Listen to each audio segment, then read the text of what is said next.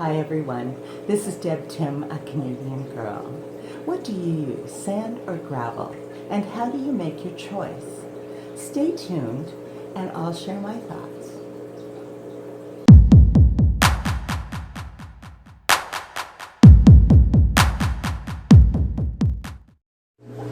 When considering substrate, you must look at the type of fish you plan on getting and what their specific needs are. For example, my African cichlids are diggers and sand sifters. In this case, a soft sand is what they require. Using a hard substrate, such as gravel or crushed coral, your cichlids are at risk of injury. They can damage their lips or their gills and even possibly ingest a piece, causing a blockage that could end up being fatal.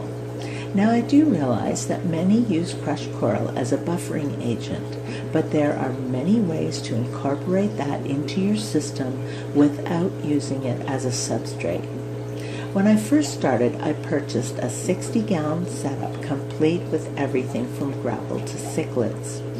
All I needed to do was transfer it from there to here. The whole system we had up and running in less than a day. But it didn't take me long to realize I was looking at someone else's tank, not my own. My setup had a natural colored gravel, which I didn't like right from the beginning, so that I needed to change. Looking online, I found the most popular substrate for cichlids was white sand. I wanted white sand in my aquarium too. I went sand shopping.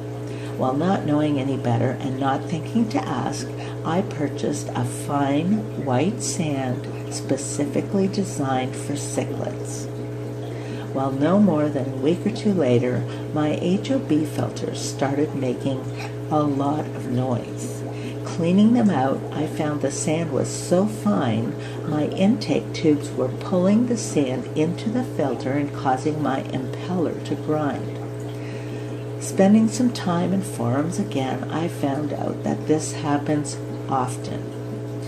It was suggested to me that I raise my intake tubes, which I did, but it didn't help.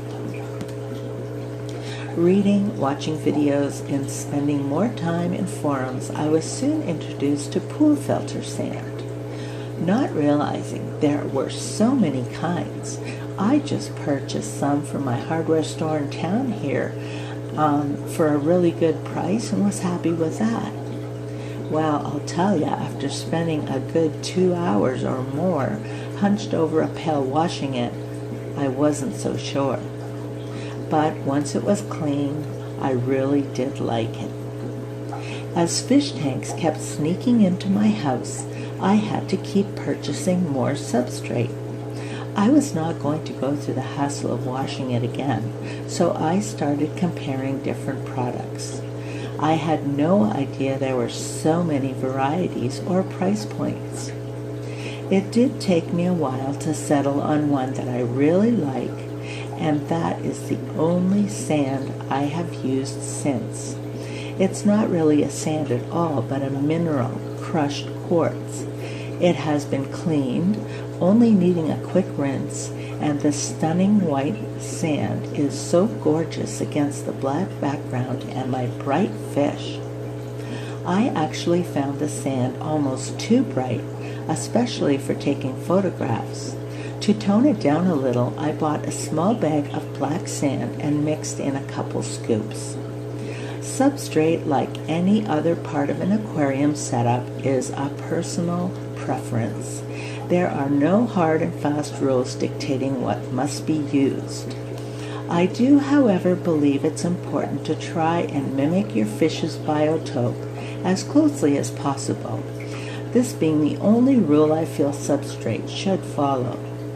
The bottom line is that it all comes back to what fish you keep and what their needs are. African cichlids need soft sand and substrate.